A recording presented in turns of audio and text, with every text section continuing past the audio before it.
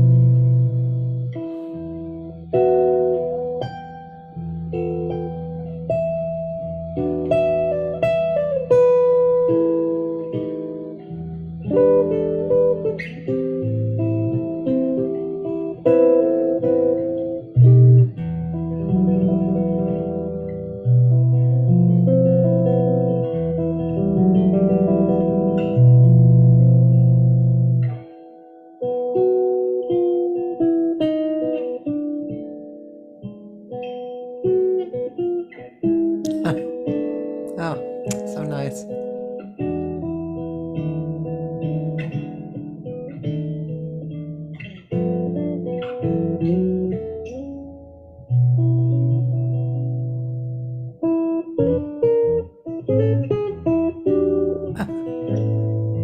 Wow.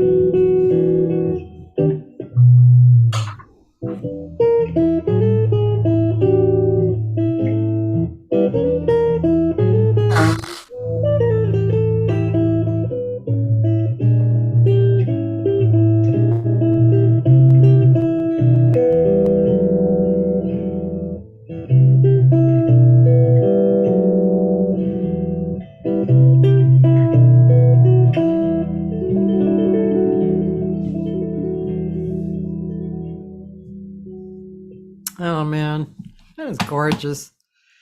Wow, that is gorgeous. Well, that's nice of you to say. Every I always look at everything as a work in progress, but at the time, as you can see, it's a long time ago. I was just starting to investigate that work, and I hear it so differently now. It's hard for me to listen to. But thank you very much. Ladies and gentlemen, my friend from for a long, long time, Sid Jacobs. Oh, Frederick Loiseau is here. Oh, Loiseau, Frederick. sorry. Sorry, Frederick. I always slaughter his last name. I get Oh, nervous. it's a bird. Yeah, but it's Loiseau, but I always say Loiseau or something. I don't know. Anyway, hi, Fred. I give him the Loiseau. Judy Silvano. Hey, Judy. How are you? And I know, pure beauty. And Beth Marlis. Hey, Beth. How you doing? I bet. Well, first of all, I just want to say that Sid, oh, and Simon is here. Gubbiotti. Simone Gugliotti. He said, tell you that you have to be careful because he's Sicilian and you can't F with him. I know, gosh, that was hilarious. Well, We'll talk about that. But anyway, so Sid is in LA and over the years just been a huge part of the guitar community here and I've always admired his playing and he's done some really beautiful projects over the years including the Bill Evans thing. I want to talk about that. And um I mean obviously anybody who has listened to that pretty outstandingly beautiful work. And by the way, a really beautiful guitar. What is that? well, he's a maker, one of these boutique makers that makes a handful of instruments a year, named Tom Rebecki. Hmm, And I was very, very fortunate because Tom took a liking to me and he gave me the instrument. wow. And then the night he had made one for Bruce Foreman, another mutual friend, and so Bruce and I played, and we met over at Jimmy's house. He Tom gave it to me at the Musicians Institute, and along with Bruce and Kevin O'Neill was there to play and to put on a little gathering, and then hand me the guitar, which was a beautiful gift. So we met afterwards at Jimmy Weibel's house, and Jimmy was already, I don't know if maybe a lot of people don't know who Jimmy was, but Jimmy was probably the mentor of everybody in the guitar community, you know, from John Pisano to Larry Kuntz Yeah. and Howard Alden, who was his Uh-huh. teacher, and even Steve Lukather, Oh. who says he didn't stay with Jimmy long enough. But and anyway, he had his, you know, and all these people play so differently, but he had a way of imparting the gift, Yeah. uh, and a really, really great human being. Uh, but we went over, and Jimmy was already bedridden. He wasn't playing the guitar anymore, but he picked up mine and played it. And and then he asked Tom to make him one, Oh. but he had it earmarked for him because he did that with Larry and Cheryl Bailey and a few other of his friends. He had boutique luthiers make instruments, and so I ended up with the second one Oh, that wow. I liked very much, and that was from Jimmy. And then I Wow. went to uh, Joe DiOrio had moved back to Connecticut, Yeah. and I went to visit him. Because Joe and I have been friends for over 50 years, Yeah. and from back in Miami. Uh-huh. Right. Uh, I went to visit Joe in Connecticut, and he said, "Hey Sid, you know, you don't have to bring a guitar. Well, that's a luxury, you know, to not have to bring a guitar because you know airports. It's I don't have to get into that. That's your whole show. Yeah. Uh, but because he had one just like mine, because Tom had made one for Oh, Joe.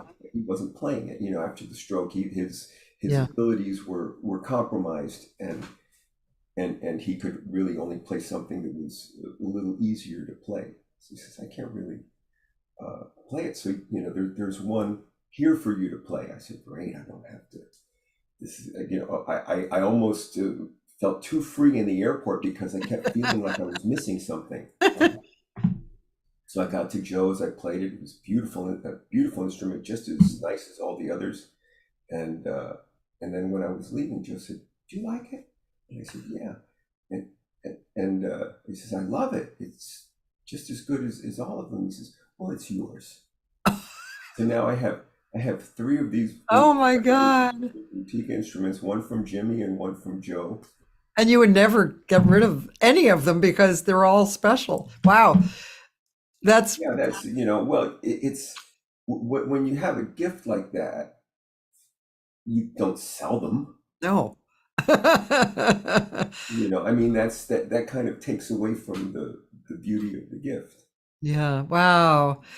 So which one was that? The one you were playing right in that in the video? Oh, in the that was I think that was the one that Tom gave me, the maker. And apparently you have them or one near Well, you. one I have two of them here. The one that Joe gave me, the one that Jimmy gave me, Can you and show us one? well, this is the one that Joe gave me, and he said to my friend Sid, and Oh, he kind of signed it. So, can I see the body? well, that's getting a little personal. Come on, Sid. We're Okay, I know this is it's okay. So this one is more blondish. Um, beautiful. yes, yeah, it's kind of more blondish. Well, you have a nice eye for guitars and guitarists. I'm a guitar girl, you know. I You know know that. you are. I know You you. know that. So and the hole in the body, is that's an extra hole, right? An extra sound hole. Well, it's the sound hole. Oh, it is the sound hole. I see. Yeah, well, the unique thing about this instrument, he calls it a halfling, uh, because most guitar players who pick up a classical guitar or a flat top acoustic, they play it and they go, wow, this has such great resonance and nice overtones. And this is like, you know, why don't I play this all the time? because it's really an expressive sound. But then when uh, those guitars get with an ensemble, what's left over, when they eat up all those sweet acoustic emanations, what's left is something that's not quite so nice, particularly in an ensemble. So jazz guitar players ended up with an instrument that was more carved like a violin, and and that's called an arch top. Right. So that most of the jazz guitars you see, particularly acoustic ones, are arch top. Yeah. The country and folk guys and classical guys play a flat top. So he did half the guitar, the top part where the round hole was, is designed like a flat top. So it gives those sounds. So and then the rest of it is arch top. So it has a nice combination. Wow. Okay. Interesting.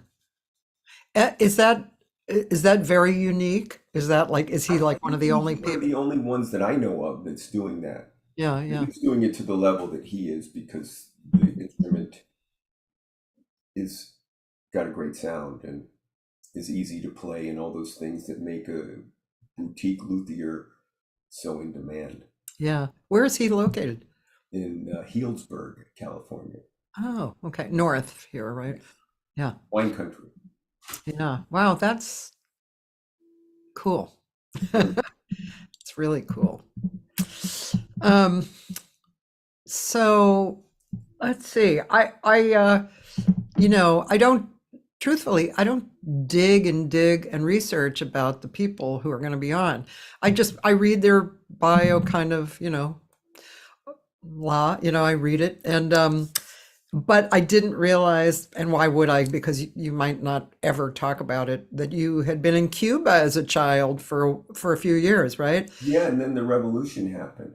That's weird. I So thought, I was feel 5 like years the old. revolution was before that, but apparently not. No, my dad ran a casino down there for well, I guess all the participants are dead, but Santo Trafficante, who was one of the families, uh, had and Lucky Luciano also had a casino over there, and my dad ran one, and my middle name Dino Cellini ran the Tropicana. My dad ran the Sanssouci, and then anyway, Wow, it's the quite a revolution colorful happened, past, man. and I ended up in Miami. Quite a colorful past.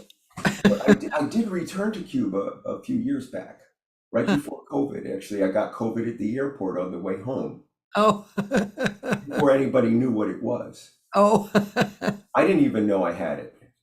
I thought it was just a bad cold. oh. But I returned to my old home and met some great musicians over there too. By the way, Michael Joachim is here.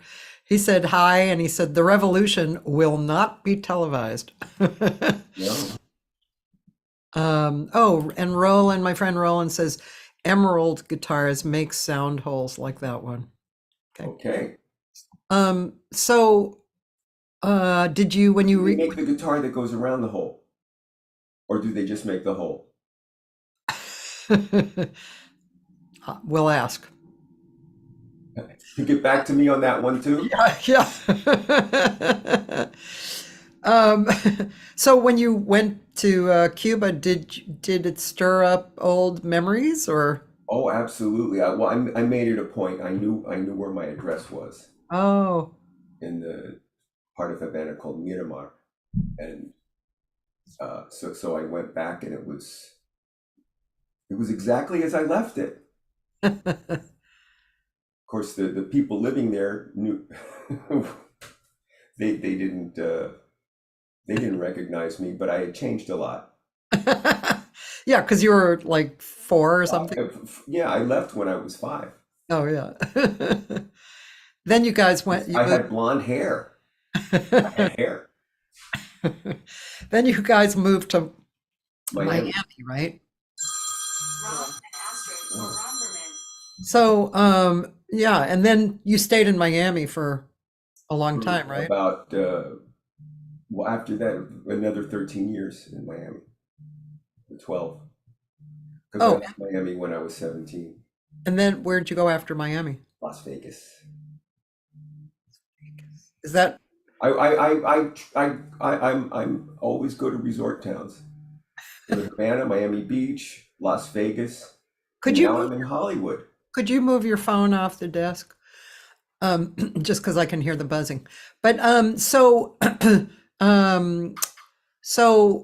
I think I read that you went somewhere and you were young and you were teaching. You had a teaching position. Was that in Vegas or somewhere else? Yes, when I got the inspiration to realize that I wanted to be a guitarist when I grew up, and I was at the point of growing up. Yeah. You know, I think I was 15 and I heard Jimi Hendrix and Wes Montgomery, and I said, "Oh, this," and I was already playing guitar. Oh. I'd taken guitar lessons since I was 7.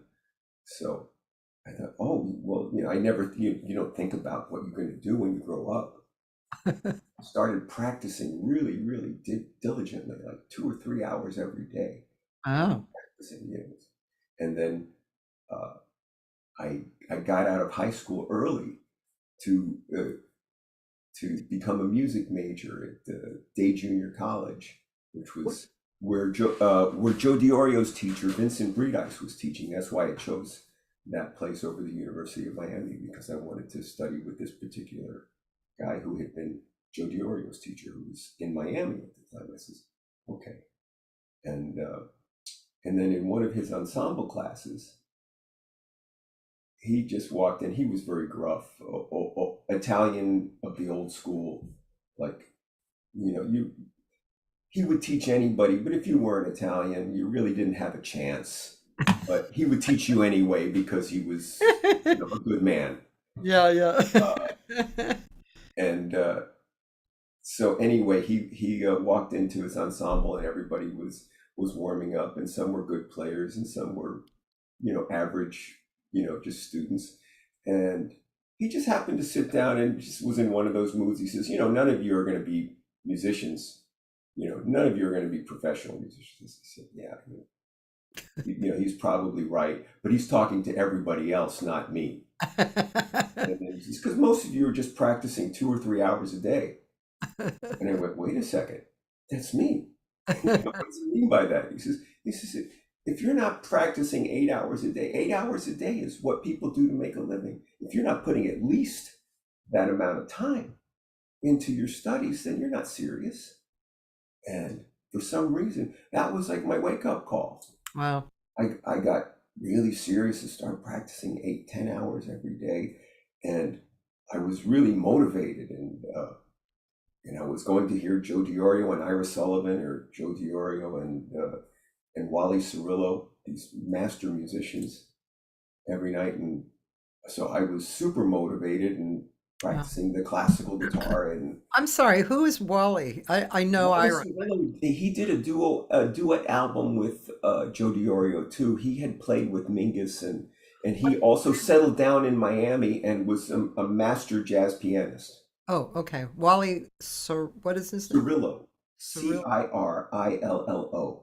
Okay. He Huh. passed away a long time ago, but he was one of the personalities in Miami, along with Ira. Joe and Ira Sullivan, who was the nucleus of everything. Oh, really? Oh God. Yeah, That he those was. records with I Ira. think wherever Ira went, he was kind of, the Godfather, Right.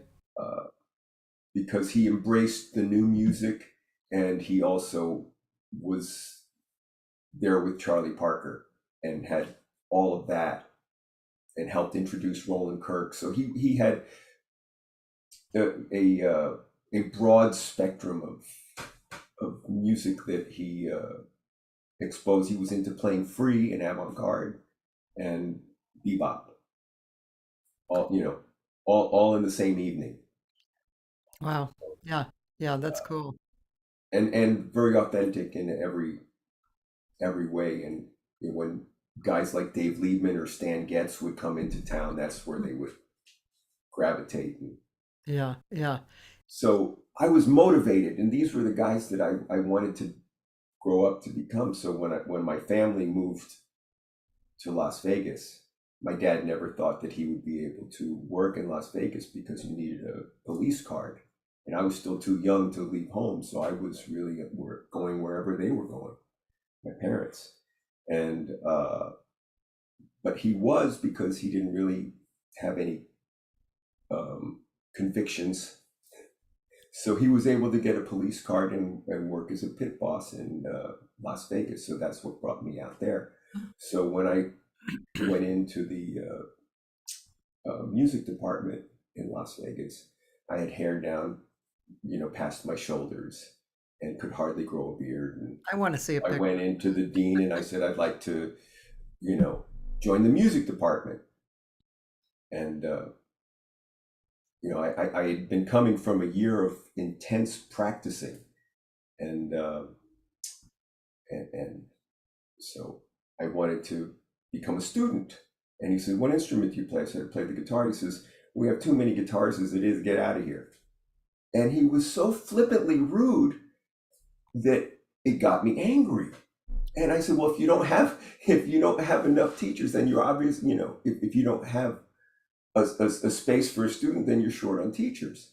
I could get a recommendation from Joe DiOrio, Vincent Breedice, and I'm bullshitting to give those with tender ears, but I knew I could get a recommendation, but I wasn't, I wasn't qualified at that age. I was just practicing a lot, and of course, I'd been playing since I was a kid. But he had thrown down the gauntlet first, so all I did is just pick it up and say what I said, and he said, "Well, you'd have to play for my guitar man," which I immediately went and found, and I played some Bach pieces for him, and he had been working on those pieces. How did you finger that? I said, "I'll share all my fingerings, but And he said, "Are they looking for something?" He says, "Well, no. This is." I explained to them the situation that just went down. He says, "Sure, I'll walk." So he walked up there, and the dean was sitting at his desk, very smug. Yeah, and he said, "Yeah, hire him. He plays better than I do." And then he walked out. So he was stuck with me. So at 18, I was teaching at the University Wow. of Havana. Uh, but I also started to, it wasn't entirely fruitless being in Las Vegas, because I got the opportunity to learn on the bandstand a lot of things that would come in handy. I think it was the end of the era where you would learn more on the bandstand than you would in school. Yeah. So, I like how you put that. That's funny. yeah, it's taken me a lifetime to realize and reconcile the fact that everything worth knowing can't be figured out. Wait a minute. I have to write that Yeah, down. write that down. That's a good quote. Everything worth knowing can't be figured out. I love that. That's kind of like can't be figured out. Tom uh, Tom Garvin gave me Yeah. gave me a quote one night too. He said, I don't know, I was probably young and innocent or something, talking to him in a club, and he was who he was, and he said I never regretted anything I did. I only regretted what I didn't do. True. That was a good quote too. But everything worth knowing can't be figured out. It's good, Sid. I'm going Well, to quote you on I'm full of them. Keep a pencil in your pocket. that. Oh gosh. Hi, Joyce. Um, yeah. Okay. Well, just to follow along this line, at some point you came to LA. Was that the next step, or? Yeah. Yeah, well, I knew that being in Las Vegas and Reno and Tahoe was temporary, but I just didn't know how it was going to get to LA or New York. If I had stayed in Miami, then I'd either stay in Miami or, Yeah. like most people on the East Coast, might go to New York. And but uh, in Vegas and in Reno, there's the lure of the steady paycheck when you get into those house bands. Every hotel had a pit orchestra, Yeah. and then you can get into a gig that is dependable, and you can get a mortgage and everything else that goes with a mortgage, Uh-huh. responsibility, etc. But anyway, I kept practicing, and the acts would come through, and every once in a while I would be able to go on the road with one of them. So I did a couple of years with Vic Damone, Hmm. and then Frank Sinatra Jr. I was with for 10 years. Oh, yeah. But one of the ones that I went out with was Engelbert Humperdinck, and he wanted to fly everybody out from Los Angeles, so it was more expeditious for him if I lived in Los Angeles. And my wife, Edie, who I met, she was a dancer, and I was playing in a show that I was in the orchestra behind dancers. And that's how we met. She wanted to go back home to Los Angeles, Hmm. so that was, uh, that's how we ended up back here, which was Yeah. very good. Yeah. I, you know, It's interesting little how just what seems like, well, I mean, I'm sure it seemed kind of significant at the time, but you know, it puts you on a trajectory that's, yeah, totally different. By the yeah. way, It's a logical question because Engelbert Humperdinck is not on the resume. although he was, I know. yeah, you, I know. It's just I don't care anymore. But it used to be. I I wanted I, I wanted to be thought of as a jazz musician, for whatever that means. What does that even mean? But that uh, conception and perception, yeah, was important. There comes a time when other people's perceptions don't matter to you anymore, and then you can say, yeah, I did that. yeah, yeah. I want to talk about more about that, what a jazz musician is. But I just want to say Taylor Hatch is here, All right. and I'm sure he's going to have a lot of guitar questions. Uh-oh. Um, Okay. he also said if you're interested, I think you'd dig some books my teachers Noel Johnston and Davy Mooney have published. But he wants to know how over time you've been practicing counterpoint. Have you Mm-hmm. used Bach sonatas and partitas as a way to develop your voice leading? Oh, is that something I'm going to answer right now? Well, Taylor Okay. usually has like Is he big insistent? questions. You could answer it a little bit.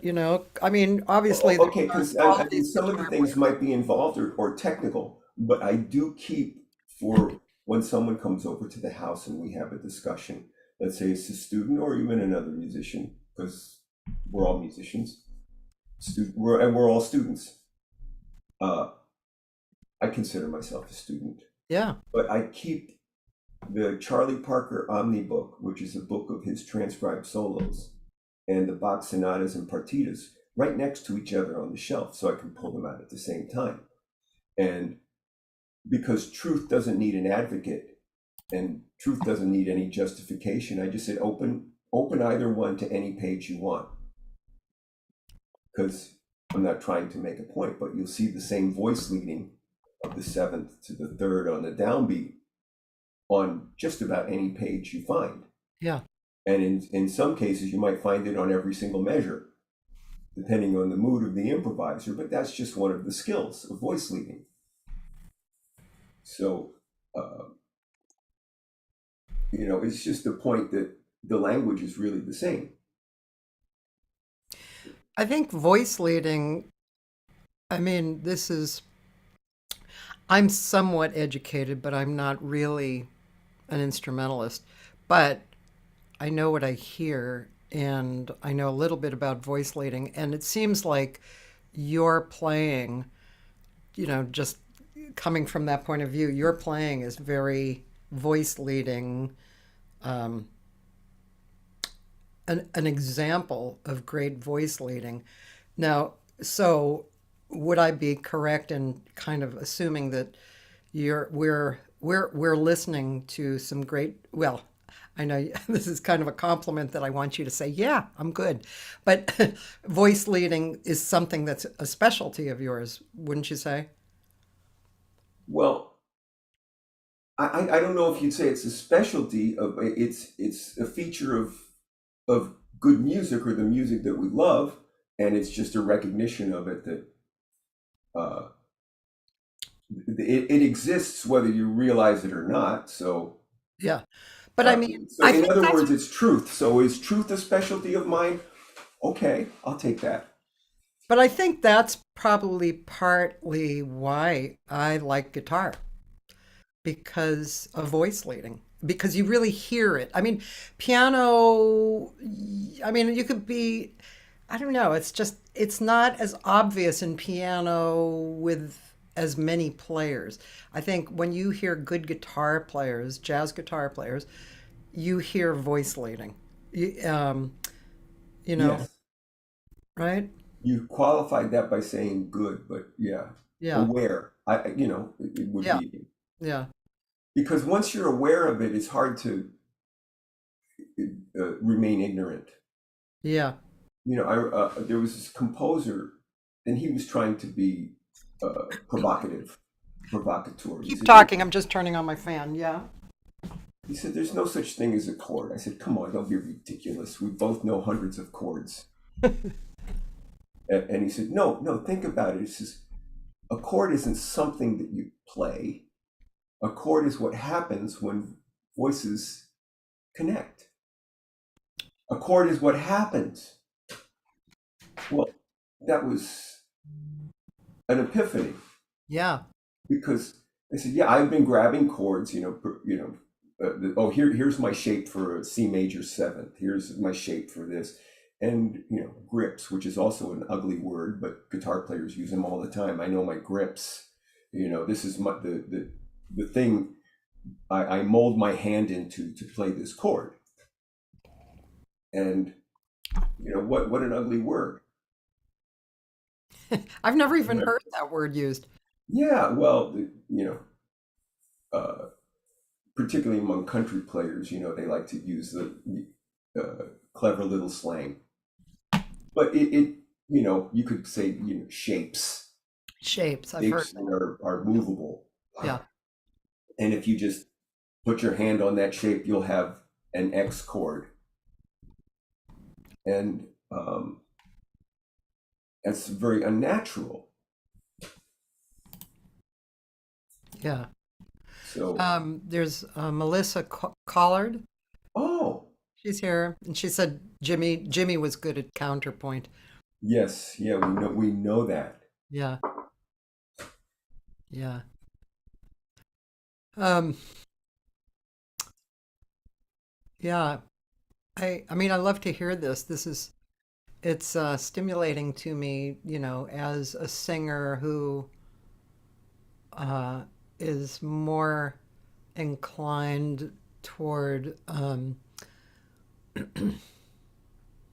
don't know, tension, or I mean, I have a improv vocal group, 6 or 7 people, and we just rock a What do you call cappella, that? fish to birds. Fish to birds. That's what I thought it was. Yeah, and I mean, that's part of the joy of it, and as you say, it's what happens. We don't go for a particular chord. We use what we have individually, and then when we find something, it stays for a while and then develops into something else, which is really wonderful. Jim Fox says you are beautifully inside the music. Oh, that's very nice. Thank you, Jim. Jim is also inside the music and outside the music at the same time, which is Hey, Jimmy. Boy, not just being on the line. So I think I told you in the beginning that I'm starting to book a place that's been around for a long time called Kulak's Woodshed. Did I tell you that? yeah. You started to. I think that we should start guitar night there again. Oh, that would be awesome. Yeah. So for those of you listening, John Pisano, the wonderful guitar player, he had years, 20 years, something like that, of guitar night Ooh. that would happen. And it was really beautiful. It was just all the great guitar players he had. It was a great He's evening. the It moved Godfather. around a little bit. Huh? He's the Godfather. He brought us all together. He made. I think John is single-handedly responsible for making the LA guitar community a community. I think we know each other because how many guitar players are going to be on the same bandstand at the same time? Yeah. One, maybe two if it's a duo. Yeah. And Or five if it's a quintet. if Tony Rizzi was still alive, Right. yeah. Yeah, I'm gonna do guitar night. I'm gonna call John, see if he's up for it, or if he's not, Oh, that would be awesome. kind of come and oversee it or whatever. Yeah, Wouldn't that be cool? that'd be very cool. Yeah. Um, let's see. Some comments. Yes, Roland. Roland, who's a friend of mine, who he's a guitarist, but he hasn't really played for a long time. But he has 13 guitars, so he's a guitarist. He said that's what comes from the idea of chords. Chords happen as lines connect. Guitarists talking about their voicings when they discover, yeah, which I mean, I always say this on here, but just always makes me laugh when, two old guitarists come together and they go, look at the voicing I just found. It's like, really? Wow, after 70 years of playing. Taylor wants to know what's one of your favorite guitar records. Oh gosh, well, that's a tough one because there's a few that kind of stand out that um, it's been released several times, but one of its releases, Wes Montgomery, it was they called the album Round Midnight, but it had a different title the first time it was out. But that's with the trio, with the organ trio, Mel Ryan, and then my first encounter with Jim Hall was playing with Sonny Rollins on the bridge when I Uh, first started listening, and that was a remarkable album. Not only did he his I'm not familiar. I mean, I'm familiar with that period, but and then but his comping. I think he was responsible for a lot of people thinking about using guitar instead of piano. He's certainly not the first, but that was for me. That was the yeah, first, and I think at that level, yeah, because Sonny was at the top of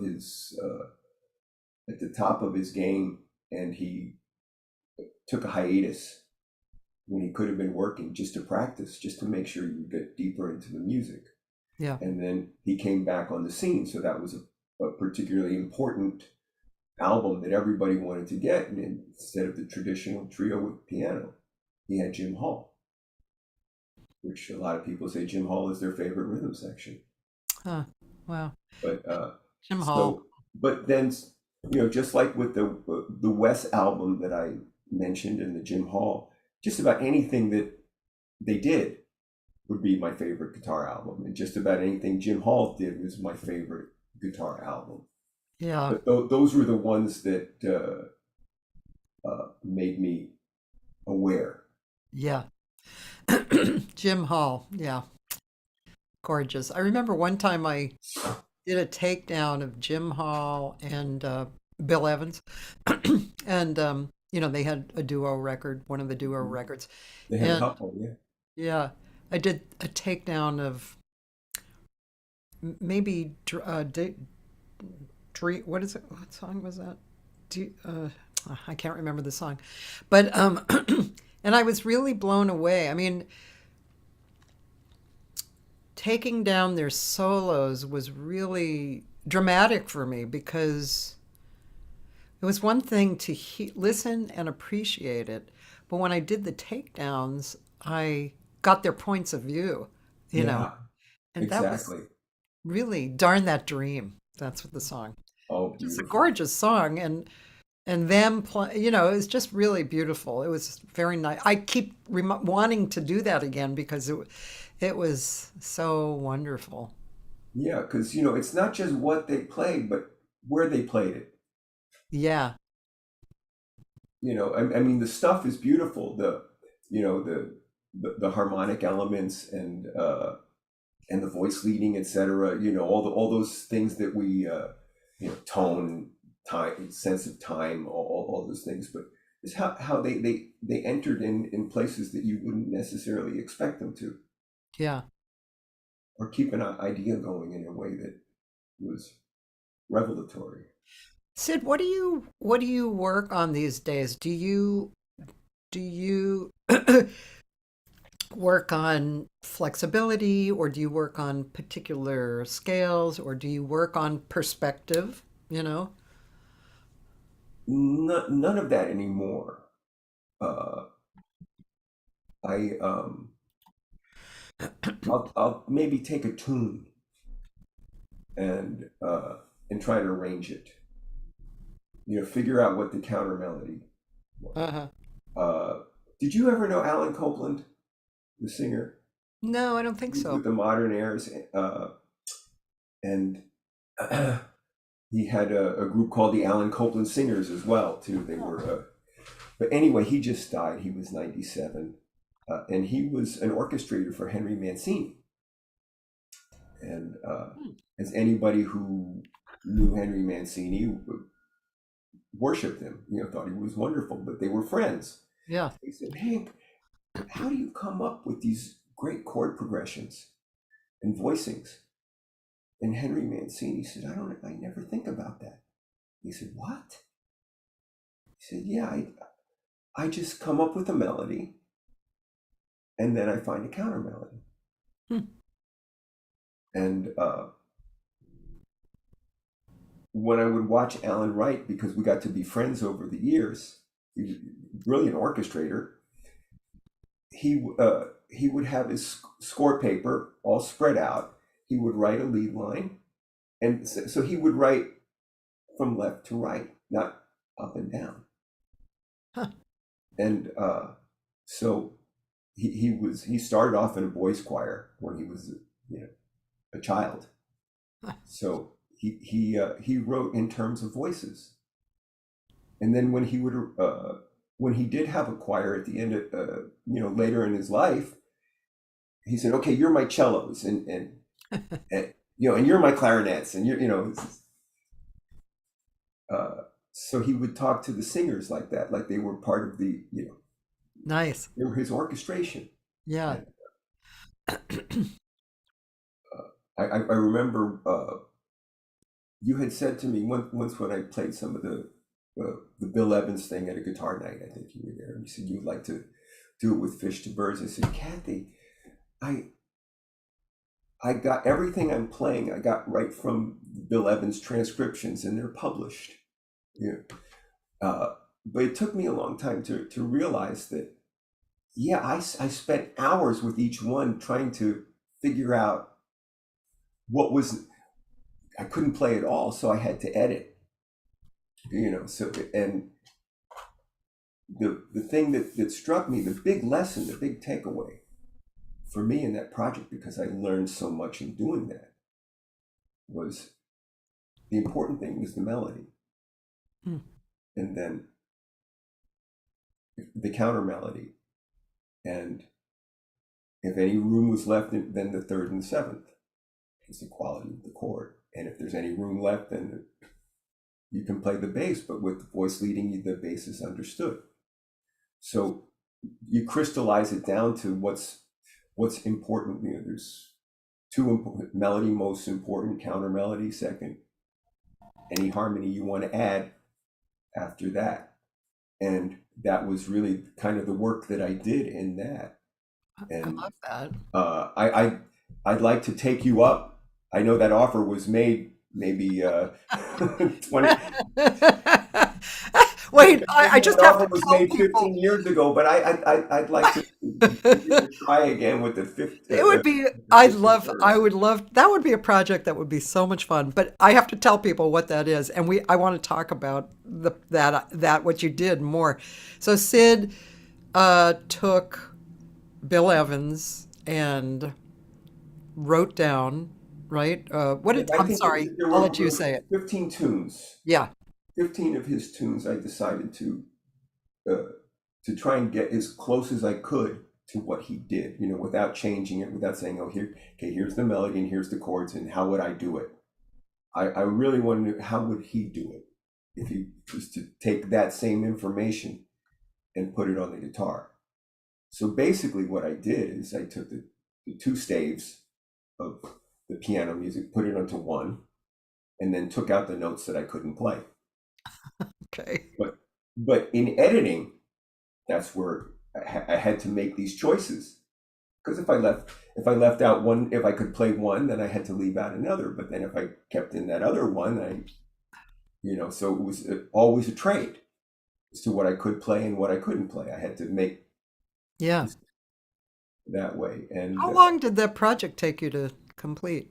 oh, I'm still working on it. But it came out. It came out as a. Published it. Yeah. I, it all started with Lenny Bro. Oh, Well, my love for Bill Evans, but I never thought that kind of approach possible. uh, was possible. Yeah. I saw Lenny play, and I said, Lenny, I've been playing like for 30 years, and I don't recognize anything you're doing. Usually I could say, I know that one, I know that. And he said, oh man, it's so simple. All I'm doing is I'm playing the melody with thirds and sevenths. I'm trying to do a Lenny voice. Yeah, I see that. And I thought, oh gosh, I'm gonna have to take everything I already know. I know hundreds and hundreds of chords, big stretches, all and I'm gonna have to take out everything that isn't the seventh and third. But I didn't really realize that they were always there. Yeah. They were always there on the same two strings. This is the middle voices, so that's where they existed. Huh. So melody with the third and seventh, and then you have the essentials. So, getting back to your Evans project. So, anyway, so there was a point as Sid said that I thought, wow, I would love to have. I'm not into the standard vocal group thing, you know. I like unusual vocal group things, and so that would be really a beautiful project to do, you know, like have a vocal group, you know, sing guitar parts of Bill Evans music. You know, I mean, wow, wow, what a gorgeous project that would be. I would love to do something like that. Well, thanks to Gene Lee's, there's lyrics to Hmm. a lot of them. Yeah, yeah, he wrote some great lyrics, didn't he? Yeah, he wrote a bunch for Jobim too. Yes, he did. And he wrote Waltz for Debbie, and yeah, a lot of beautiful stuff. I met him one day. Larry Kuntz and I were playing a duet, and I didn't know who he was, but he said, "Do you guys know Corcovado?" And I said, "Yes." He says, "Would you play it?" So we played it, and I guess a, a, a lot of people resolve to C or the tonic key at the end, and then they do a turnaround. But that's not the way it's written. Right. That's not the way that anybody who really knows the song would play it. Yeah. So Larry and I played it correctly, And afterwards, Gene said that that was very nice, and he said, you guys played it right. A lot of people don't. And I said, well, thank you very much. I didn't know this was going to be a quiz. And then you found out it was Gene Lee's. No, then he says, I wrote the song. And I said, I thought Joe Beam wrote that song. And then he told me who he was.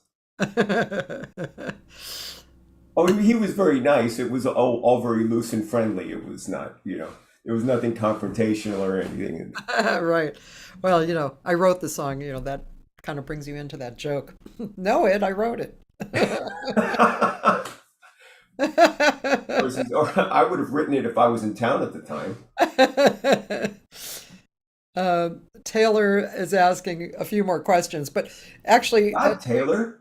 good. I like these questions about standards. He usually asks people what standards they like to return to for because they think it's harmonically interesting and inspiring, and if there are other standards or songs that you're working on, that you love and you want to develop. Um, all of them. Okay. Darn, All, that dream is a there's pretty just too cool many. sound. There's Yeah, too many. I keep going back to Billy Strayhorn yeah. a lot, and Duke and of course Bill. Every time I return to Bill Evans as a composer, I walk away with something. Hmm. And the same with Bach. If I every once in a while there'll be some little move that I did that I know I stole from Bach, and I said, you know what? Maybe I'll like turn some pages and see if I can find anything else worth stealing. And and Bach always meets me right at the door saying, "Oh, please, it's all yours," because I can't get past one measure without saying, "Okay, I can steal that. I don't have to turn any pages." He's always so generous. Speaking of that, I mean, this is not Bach, but I'm gonna play that Jimmy Weibel concert, or I'm playing your part in the Jimmy Weibel Oh, concert, okay. and yeah, because I wanna hear that.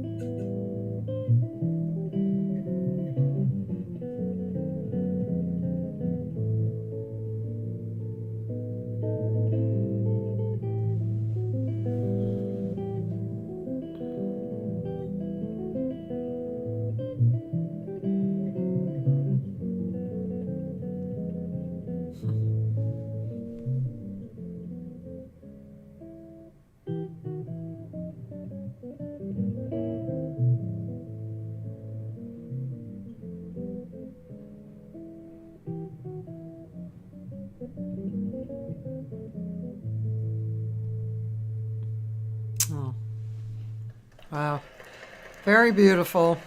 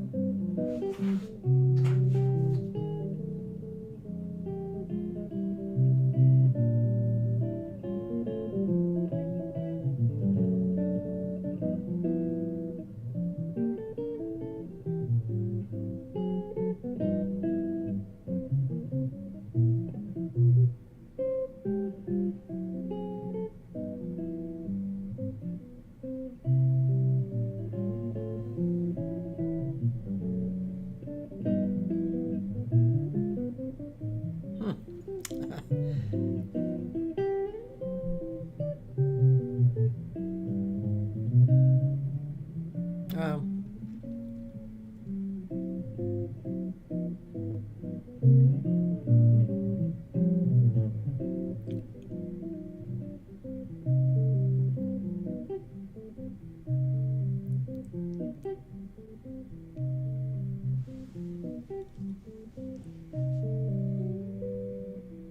Wow. This is really quite beautiful. Whoa.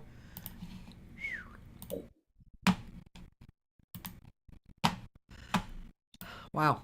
That was, and were those songs just improvisations or were they Jimmy's songs or? They were Jimmy's. Yeah, I mean, it's hard not to put your own little spin on something, but yeah, those are. It was Jimmy's. It was a tribute to Jimmy that day, so that was. I think everybody did a little Jimmy material. Yeah, that's really beautiful. And you can really hear how interweaving the melodies and counter melodies are. Now that you've taught me about that. Gorgeous, really beautiful. Yeah. Um, where was that? Where was that done? Soca. Yeah. It's down in Simi Valley. Oh, no, North. No, Northridge. no, it's Northridge. no, south. Uh, Oh, it's a Buddhist campus, and but the auditorium is was designed by the same sound engineer that did the where the LA Phil is. The oh, music hall. So he designed that room, which was quite nice. yeah. And you said I obviously Bruce Foreman was in it because Cowbop was. Oh, the cow bop, and Larry's guitar was right behind me. Larry came on right after me, and then Howard Alden did a duet with Mundell Lowe. I think it's all the rest of that link. Yeah, Yeah. So there was um, Howard and Mundell and and Dave Koontz played. cool. Yeah, it was quite a beautiful night, and there were even some guitar players in the audience. Uh, I'm sure. Wide and Ron Estay were there. Oh, They didn't cool. play, but they were there to support the Yeah, music. yeah. I think I remember when Joe Diorio was leaving to go back to Connecticut, and they had at MI, Mhm. right there, all the guitar players. Uh, let's see. Well, Jimmy was there. Yes, Yeah, Jimmy and yeah, um, yeah. That was good. I That was a good remember. Oh gosh, there were so many great players there. I really didn't want to follow anybody, one. so I begged Beth, who was arranging the concert, said, "Beth, let me go on first," which was nice. And I think I did. I played "Time Remembered," uh, the solo, and Robin Ford came up to me because Robin played, and he says, "Hey, I do that tune too." He says, "My version is louder." That's funny. Oh God. Yeah, I think it was there that I met this guy Steve. He was actually he worked for like Yamaha or something, and we were backstage or next to there's that room backstage, and there was some food on the table. I don't know why I did this. I didn't know him at all. It just came out. So he reached for something of the food, and I slapped his hand. And that's how we met. I don't know. I don't know what came over me, but whatever. Does Got to keep people in their place.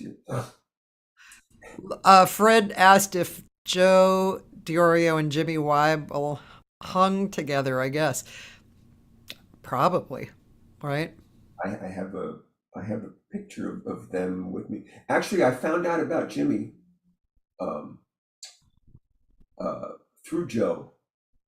When Joe was teaching at MI, we would regularly after school. I would meet in his room when I was done. We'd play a couple of tunes because he lived, down Capistrano Beach, and that was a tough commute. So Yeah. he would fight the traffic. So we'd go eat. So we'd go usually Shandara. Joe was very much a creature of habit. So not only would we go to Shandara, he would always order the same thing. And me wanting to be just like Joe, I did the same thing. So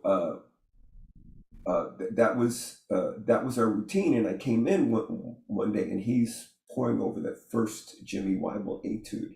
And he said, "Man, Jimmy Weibel, he had such great ideas," and and he played me what he tried to, cull from the etude, because when I go through solos or I go through things like that, I go to just the pieces that I like.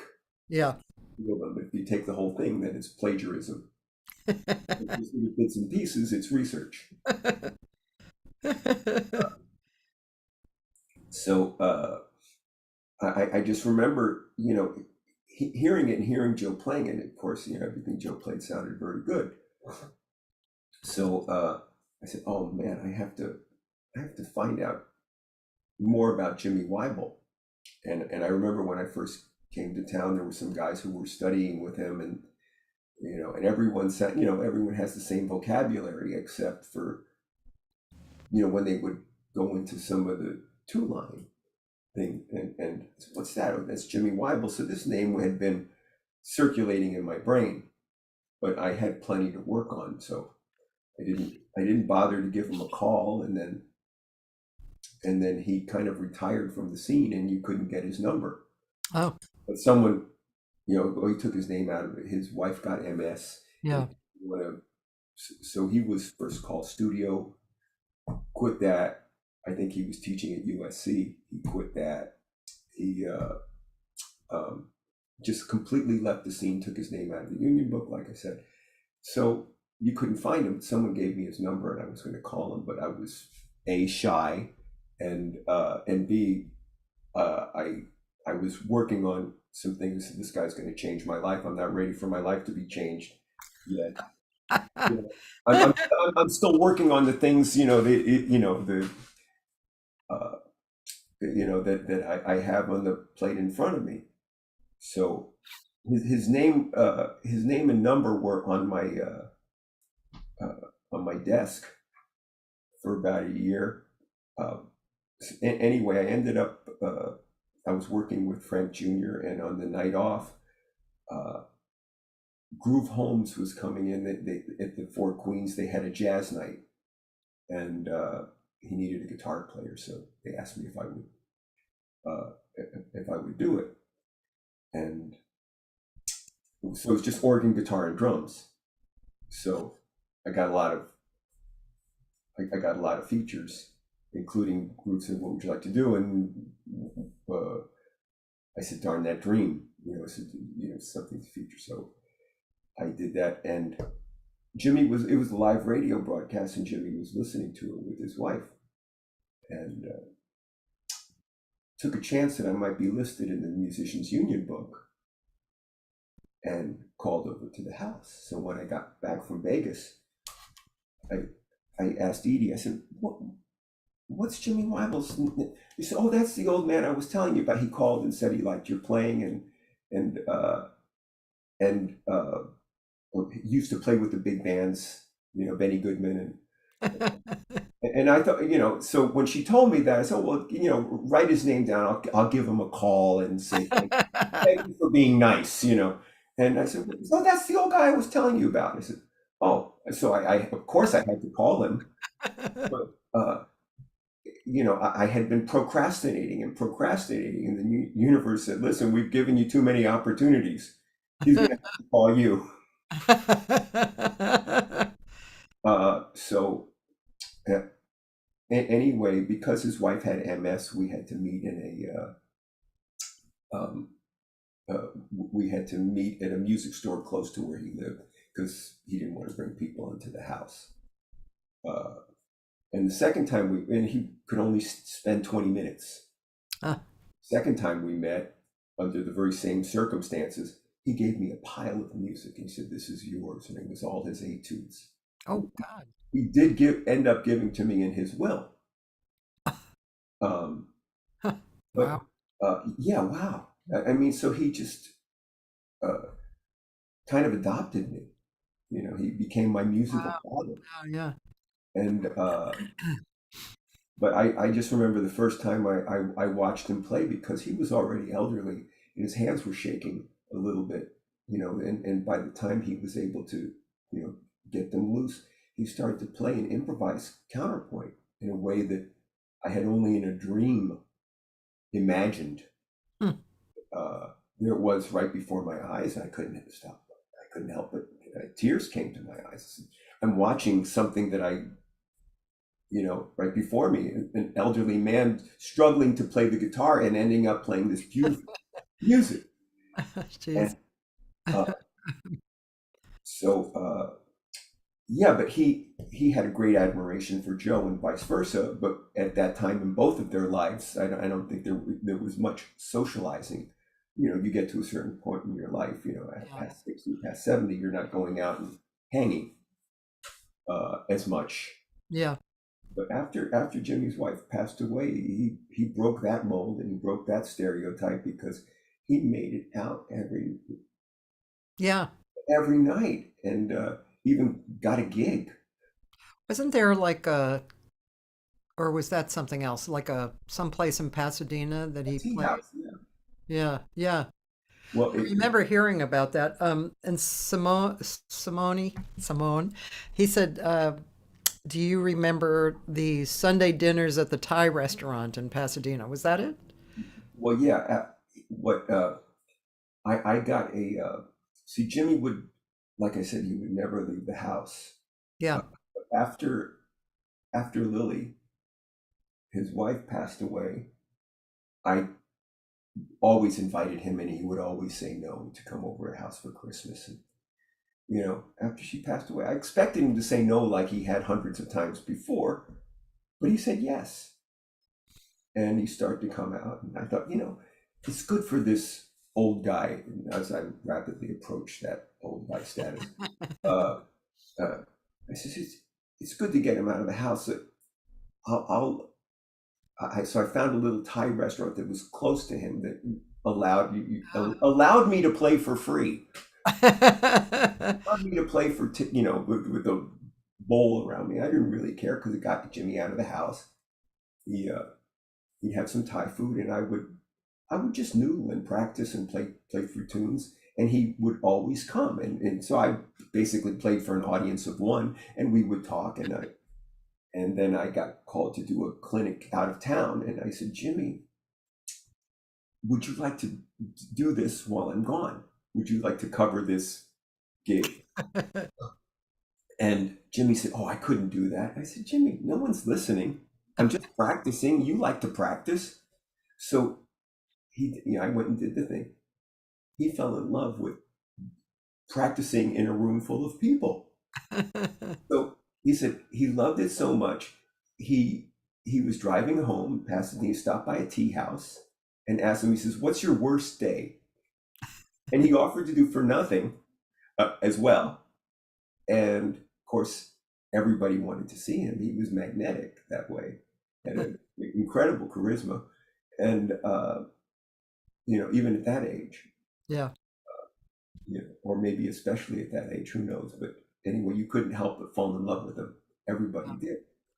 Uh, and so there was that tea house that you remember, and regularly Dave Coons, Larry Coons, Putter, the whole Phil Upchurch, the whole community of guitarists would go and Jimmy would let everybody play. He'd insist that everybody play. Even if you didn't want to play, he would insist on it.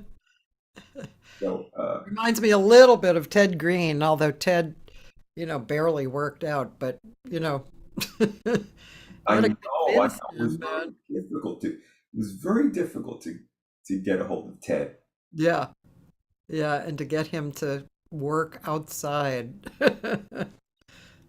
And also charming, just, Oh gosh, what a sweet man.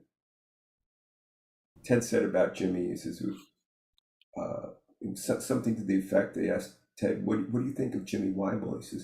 He says, well, imagine if uh, Thelonious Monk and Bella Bartok met and they went into a bar and discussed J.S. Bach and a certain Mr. Gershwin.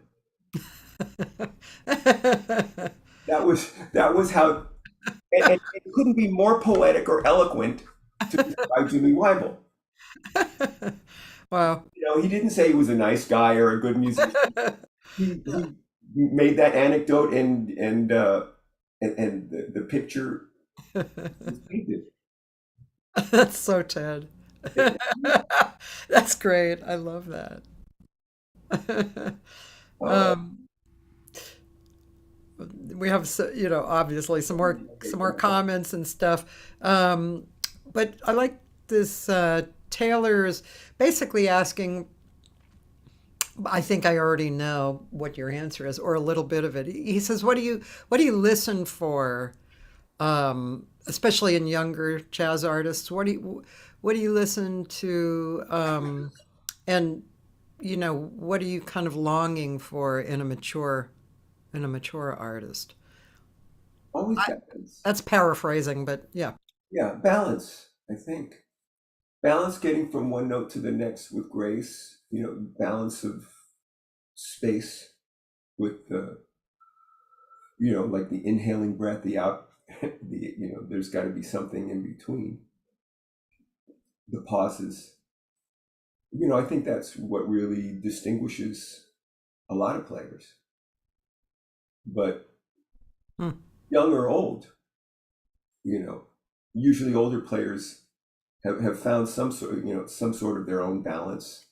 Maybe young players are still trying to find it, but I think everybody's always trying to find it. It's always a balancing act. Yeah. I love that concept of pauses. That's really that's a cool zeroing in on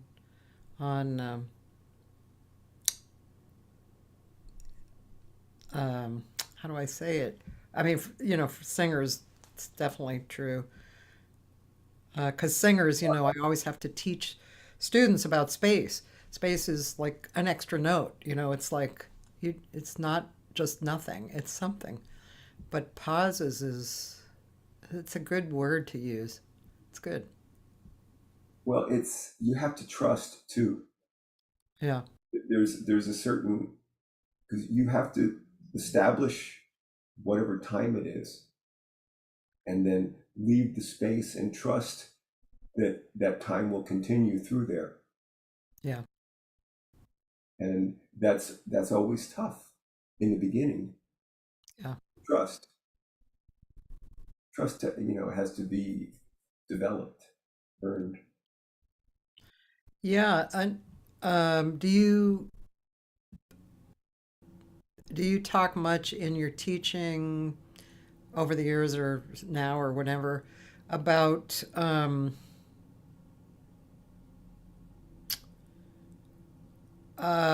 the root or the importance of expressing yourself, your real self, like the truth, yourself? Because I do that a lot in singing, because singing it's super obvious because you're using lyrics too.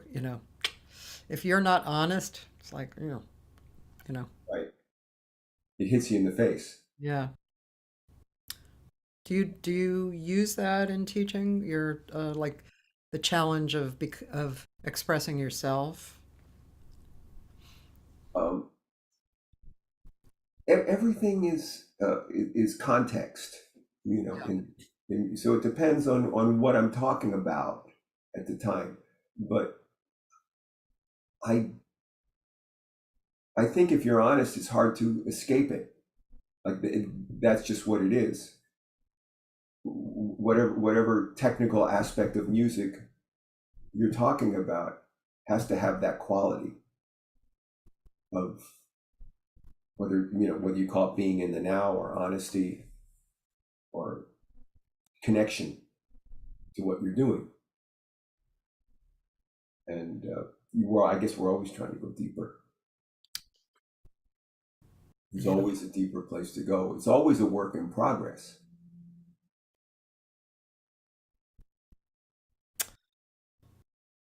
I don't know if that answered your question, but I'm really good at tangents. No, it's good. I mean, it's good. I was actually just considering, you know, how it related to singing. And um, Well, I do make it a point, in teaching, so many people want to learn what guitar players call chord melody. yeah, I prefer to call it melody chord because melody is the most important. And so many guitar players, because you have to grip a shape that has the melody note on the top, yeah, they make the melody sound like it's got wooden shoes yeah, and very awkward because it's a chord to a chord to a chord. You know, it's Kind there. of pasted there. Yeah. Yeah, where I would say, forget that. Yeah. Just play the melody. Forget about the chord. Just fall in love with the melody. You know, add the other things in between. Everything, you know, but you're not going to get anywhere Mm, unless you have the one thing first. You know, it's melody and counter melody, or melody and thirds and sevenths. Either way you want to look at it. yeah. Um, there's sometimes those are the same, and sometimes they're different. Yeah. But the thing that's the common thread is it's always the melody. You got nothing without the melody. Yeah.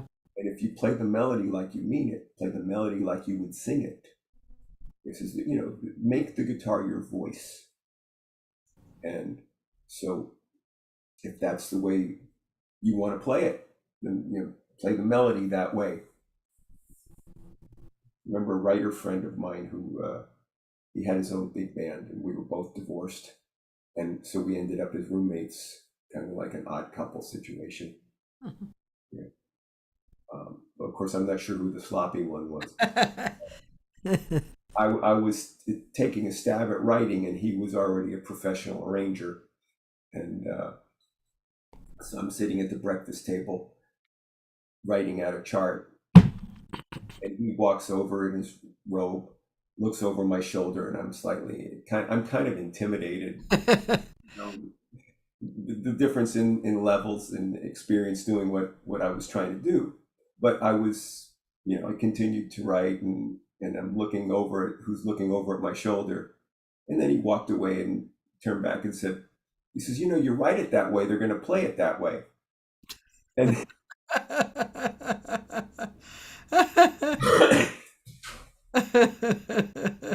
so that left me scratching my head. That's the thing. Oh my God. Oh boy.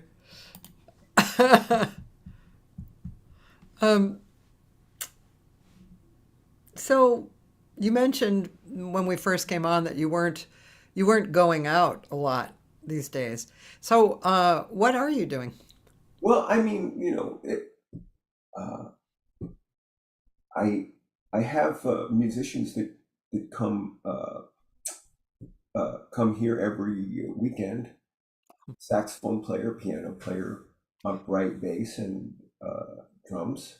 Oh, And so I have a music room, and we do some of my original things and some of the piano players' original things.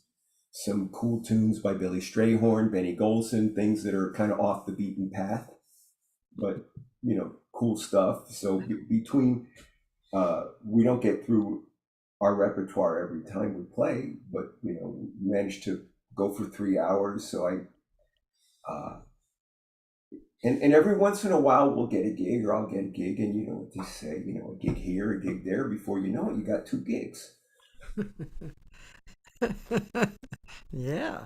So, but that's fun. So I do get to play. It's here at the house. Uh-huh. I don't like to make phone calls and talk about myself to people who aren't interested. So, you know, but if something falls you know, we did play over at that church. Barnaby. St. Yes, Barnaby. St. Barnabas, Yeah. 2 weeks back. Oh, I And didn't see that. Did I? Oh, it was, yeah. Anyway, uh, so that was nice. Like I said, that's one of the gigs here, gigs there. yeah. Um, I was going to ask you a question, but it left my brain. Um, happens a lot. Um, so yeah, yeah, it's kind of interesting time period right now. First of all, the pandemic. Second of all, we're growing older. And it's we've done a lot of stuff. Oh, I know. I was going to actually talk about the series that you booked years ago that we were talking about earlier. Oh, at the Bellage. Yeah, yeah. Just tell us a little bit about that. That was, I mean, that's a pretty substantial amount of time, and you had substantial people coming through, right? That was 30 years ago. Yeah. Branford went and played there once. Yeah. Uh, Kenny Kirkland had a regular Wednesday with Dave Carpenter. Oh God. And They played, I just have to interrupt. This, let's see, probably around that time, I went to the old Catalinas and Kenny Kirkland, Dave Carpenter, and Jeff Tane Watts. yeah, And when I was sitting there at the bar, and at first I was confused. I didn't really get what was going on time-wise. And then I realized, kind of struck me and, this huge epiphany moment. Dave Carpenter was keeping the time on the bass. yeah, Kenny Kirkland was like behind the beat on the piano, and Tane was on top of the beat on drums. And when I really got it, I felt like my head like kind of exploded. It was so amazing.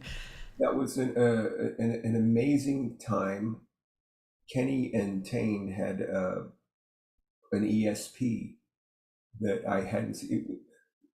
They knew each other's phrases so well that if Kenny played something offhanded, it seems like Tane was already like had it orchestrated.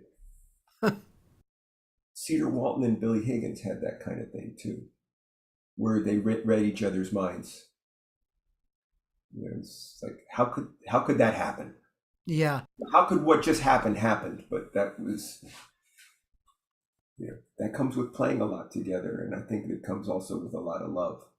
yeah, You love what they're going to do, and you know it. yeah, yeah. God, such rich times, really rich. We have such a good, rich history of, lineage of what we come out of, and just really beautiful things that people have created and are curious about, and yeah, just amazing.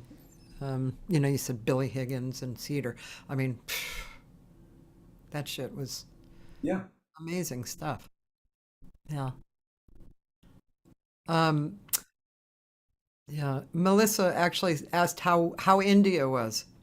Ah, she's uh, she's 30 years old now.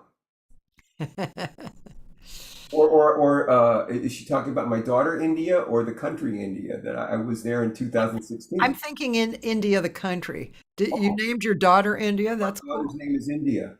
She said, "How was India?" So I'm Oh, guessing India it's the was 2016. I went there to teach. country. Um, they have there was a school in the south of India that teaches Western music as well as Carnatic music, and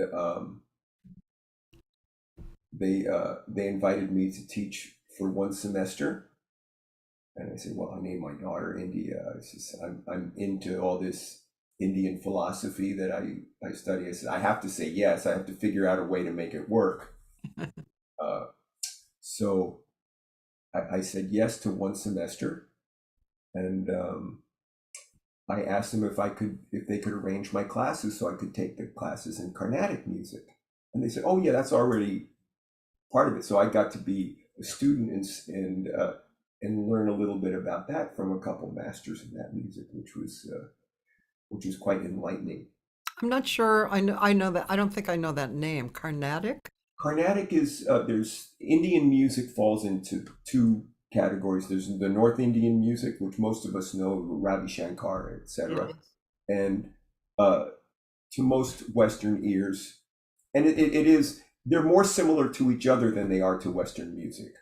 Carnatic music is the music of the South, Okay. and but both of them they learn ragas Yeah. and the time. So how they count is how they process rhythm is taught a little differently than in the West. And but just like the old days in the West, when I say old days, like 200 or 300 years ago, if you wanted to play an instrument, you had to learn how to sing first. And so before everyone was making hundreds of guitars that needed to be sold, or whatever instruments went on the assembly line, before there were assembly lines, you had to go to an instrument maker. So you perhaps maybe had to have demonstrate some ability to have an instrument made. And so you learn to sing first. And that's, so whether you play the violin, or you play the flute, or whatever other melodic instrument, the guitar has become a big deal, or the vina. But the guitar is expressive in very similar ways, so the guitar has found a home in Indian music. Mm-hmm. Much like the violin has. Of course, the violin and the guitar has its roots in India anyway. But the way it's evolved still has a home. Uh-huh. But yeah, so they learn to sing, and how they get from one note to the next is really what the deal is. And so you learn music by ear, and you learn the difference between the different ragas, which is another word for scale. That's just the Indian word for scale. Each one has their own personality. And so anyway, learning that and coming to music from that perspective, and particularly how it's taught,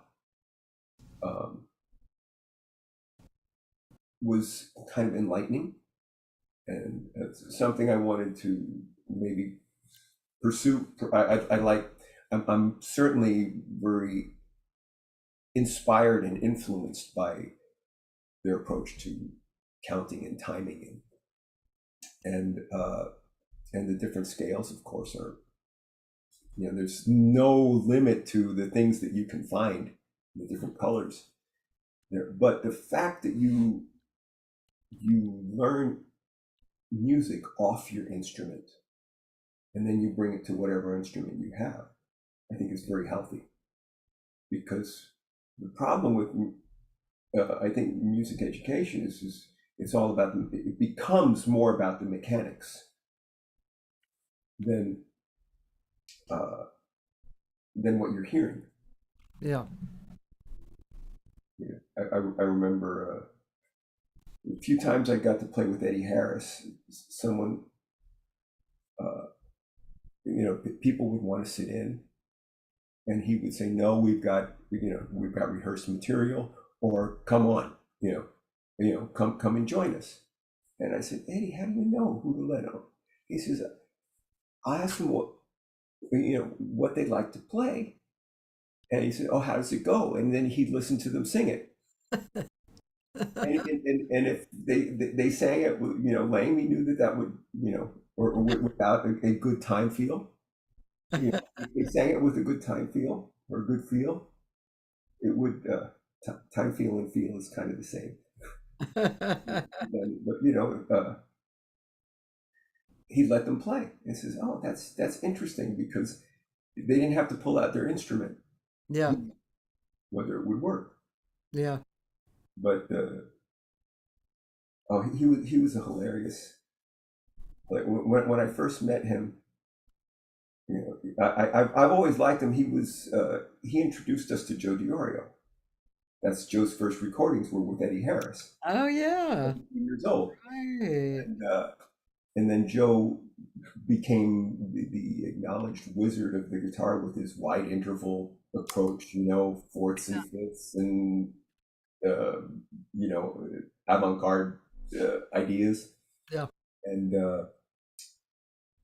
so when I met Eddie, I said, we have a friend in common, Joe DiOrio. And he said, "Oh, all that intervallic stuff that he does, he got that from me." And I went, "Oh, okay, all right." So, so next time I talk to Joe, "Hey, Joe, I ran into Eddie, and And Joe said, "Really? Oh man, you know all that intervallic stuff that I do? I got that from him." Oh, wow. Okay. I thought that was beautiful. That's pretty cool. Yeah. But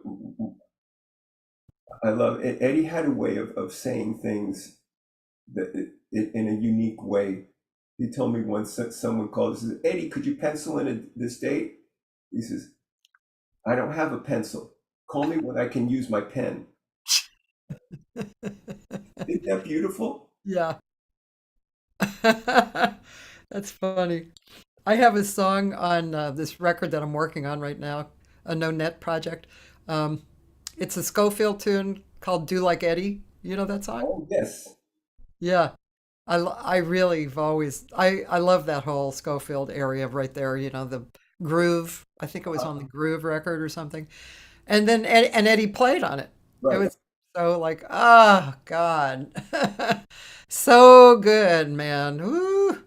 I don't know why. I mean, when I was in college and I heard compared to what with Eddie and Les McCann. yeah, I just it just drove me crazy. I just loved it so much. Oh, you're not alone.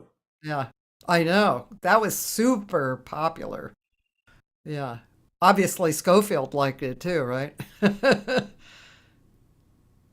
Schofield, yeah, I mean, there's a guy to talk about. I mean, super committed, you know, and you can really did you happen to go to see him at the theater, the Raymond Theater when he played last year? No, I didn't see him there. I saw him with a like a groove kind of band over at UCLA. What's the name of that theater there? He, shoot. Yeah, Royce, the Royce Hall. Rice, yeah. Ruh. There's a ruh. Yeah, I hadn't seen him in a long time. Um, I always loved seeing him play, always. And he sounded great. He sounded even more mature and great. And it was, yeah, it was, there was an organ in the band, and the bass player was very strong, and he was playing with one finger. Let's see, was that what Which he, finger? I think it was this finger. But yeah, the drummer was kind of wild. He was, I forget his name, but he also sang a blues tune. He was great. I guess he's kind of a popular guy like that. I think he might play another instrument too, like maybe piano or something. Real anyway, it was great to see John again. I think one of the times earlier that I had seen him more recent years was I was in Osaka when the first Herbie Hancock International Jazz Day happened, and Beasley was the musical director, and so he got me in to see the concert. And so what they did was every song they had a different group, and John sat in with 80% of them. Wow. He likes to jam. Yeah, man, he likes to jam. It was really cool, you know. But John, yeah, just and I just love his songs. I love his songs. Yeah, I saw him at the bowl with, is it Medeski, Martin and Wood? Yeah. Uh, and it was very much like a jam band. It brought me back to, you know, when I started to play and I could only play on one chord. But but it was jazz, and so we were jamming and just playing off of each other, and that was, and it was cool because modal and the avant-garde were what was happening anyway, and I was right into that. That was, I wanted to listen to what someone else was doing and come up with an idea and see where that idea would. And of course, the ideas had to be simple, but that's how I learned how to play. So it kind of brought me back to that. And I remember Tedeschi was getting a little wild, and he started playing the piano with his elbow. So, but they were sounding good, and I said to my friend who was singing, he says, "Man, he plays more music with one elbow than most people can with two." That's funny. Well, interestingly enough, I mean, over the years, I've noticed actually playing on one or two chords is actually pretty hard. It's challenging to sound good at that. Oh, of course it is. Of course it is. Especially if you're honest.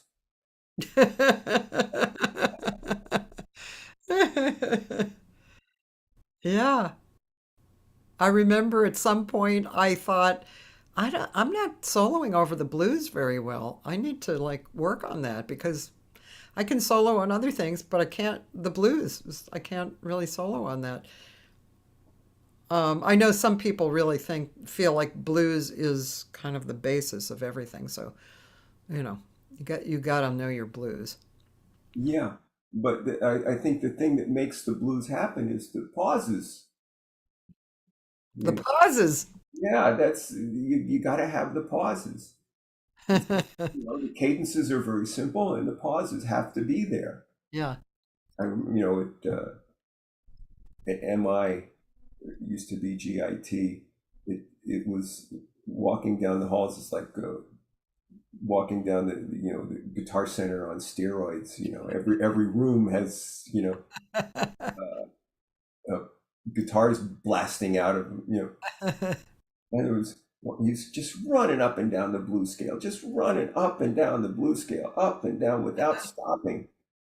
And I had to open the door. I said, "Hey man, what the hell are you doing?" And he's not playing the blues.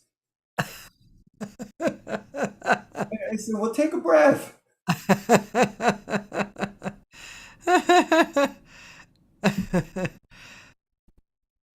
Yeah, Yeah, guitar is such an easy instrument to go and go and go and go on. yeah. Yeah, Howard Roberts told me, he said, "Listen to singers." yeah, He said they have to take a breath. So that's what piano players and guitar players sometimes forget. yeah. I wonder, I taught Steve Cardenas vocal. I gave him some vocal lessons, and I wondered if that actually affected his guitar playing. I mean, he was already a great player, but I wonder along those lines, if that affected him. Well, I'm sure. I'm sure all good musical information sinks into your soul. It's nourishment. It's nourishment, and then you are what you eat. Yeah. You are what nourishes you.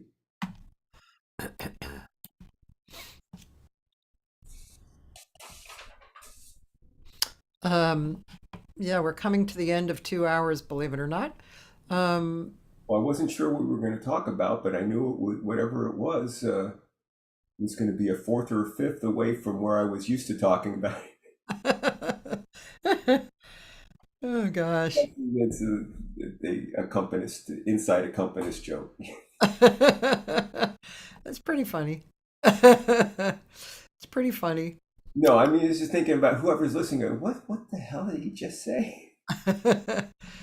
Well, a lot of people who listen are tuned in. I mean, early on when I first started doing this, um, there were people who said there were a few people, not many, but a few people who said, I kind of like it, but you're talking about a lot of stuff I don't understand.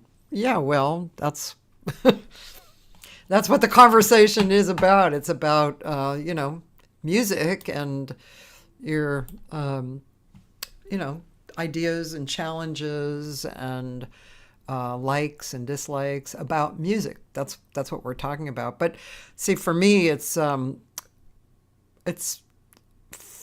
there's lots of reasons why I like it. I'm inspired by it, and I'm fascinated by it. Lots of reasons, but some of the reasons which I would like to portray to the audience is that the lessons and observations, life lessons that are talked about are applicable to anybody's life. I mean, that's why the arts work so well, especially jazz.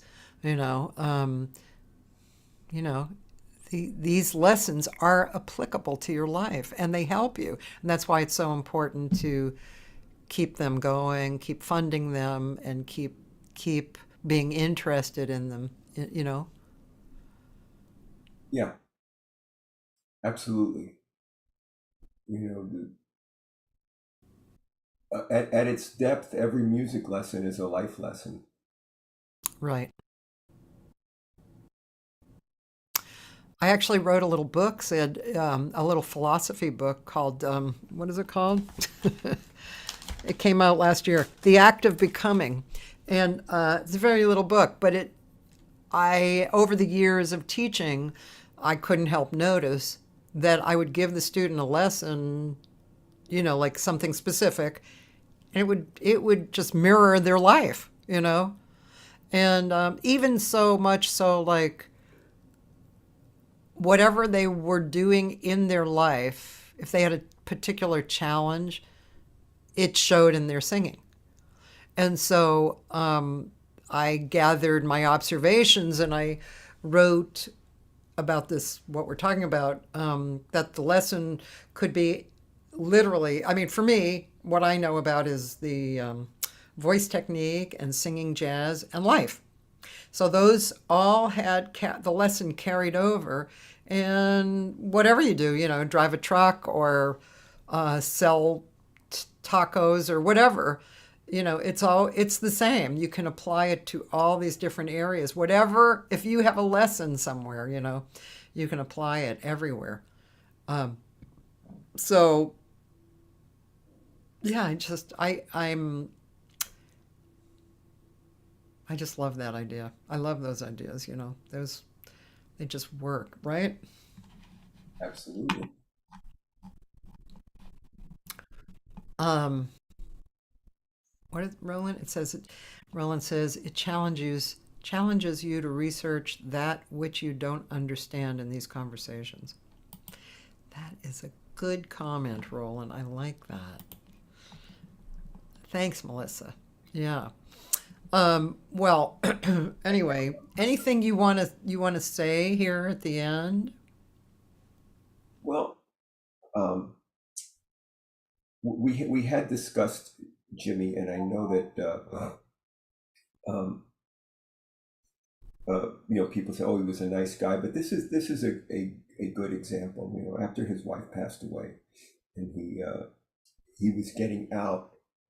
Uh, I recommended it to Beth, who I don't know if she's still here, but anyway, I recommended because she was in charge of the Musicians Institute, uh, that Jimmy come and do a clinic, and it was so well received because every class stopped, and I didn't even think that many people would come, but because he had been everybody's teacher back when the school first started, before I was there, uh, everybody stopped their class and brought their whole class to where he was, so you couldn't even walk in there. And of course, he invited with Jamie Finley and Phil Upchurch and me, and he didn't even really play. He just talked, Yeah. and everybody was enamored of him. And I said to Beth, I said, Jimmy's getting out of the house. If you asked him if he wanted to make a regular day of it over at the school, I think he would say yes. And she said, "You really think so?" I said yes, and she did, and he did say yes. So now this is a master musician. I have to keep bringing this. This is a guy who was the teacher of our great teachers, and but he was very, very nervous. He said, "Oh, with all these great players that are teaching, and what am I going to teach it?" And you can't talk someone out of being nervous, No. no matter who they are. You just have to you know, just try and be as encouraging as possible. I said, "Jimmy, don't worry about it. They're going to love you." But he was he was beside himself with anticipation and nerves. So uh, that evening, after his first day, I called him and I said, Jimmy, how did it go? He said, Sid, there's students there that can't find the G on the D string. And I said, Jimmy, I tried to explain to you that this is not the same school that it was when the teachers there were your students. It's become more of a big business. It's not the same place, And I says, I told you that. He said, oh no, that's good because that's where I can help them. That's sweet. Very. You know, we don't have to worry about our students advanced wherever they are, whoever they are. Yeah. Meet them there, and that's where you can help them. You know, that was, what a beautiful, beautiful life lesson that was, because we're talking about a master musician, Yeah. not your corner neighborhood guitar store teacher. Yeah. He, Yeah. he was happy to share with anyone who was open. That's really beautiful. He Yeah. had something to share, He really no matter what it so was. many people, right? Yeah. Yeah. Oh, Dan posted Jimmy Weibel at MI. Oh, I'll have to go see that at some point. Oh, it's a clinic. Yeah. Huh. Maybe there was that clinic you were talking about. I don't know. perhaps. Um, Sid, do you have CDs that people can go purchase? Yeah, I did one about uh, right after I got back from India with Derek Olson and Joe LaBarbera. Oh, It was dedicated to Jimmy as well. I did a couple of his things. It's called 3 in 1. cool. Okay. That's great. So, yeah, usually people from here, they'll make you, as Roland always says, 0.0003 cents richer. Oh man, don't spend it all in one place. Well, maybe this new old venue that I'm starting to book, Kulak's Woodshed in North Hollywood, maybe I can create a guitar night. And who knows, you might even show up. Oh, I will. Like I said, I don't say no. I rarely leave the house, but I don't say no either. Cool. Well, thanks for being on. Thanks for giving us 2 hours. The other thing I was thinking about possibly doing um, coming up like early February. It's John Pisano and Barry Zweig's birthday, right? And my wife's birthday too. Oh, really? Oh, cool. My wife and John Pisano have the same birthday, and I Oh, mentioned that to John, and I said, "Hey, John, you and Edie have the same birthday." And John says, "Oh, then I guess you know about the Reagan thing, because Ronald Reagan also had the same birthday." oh.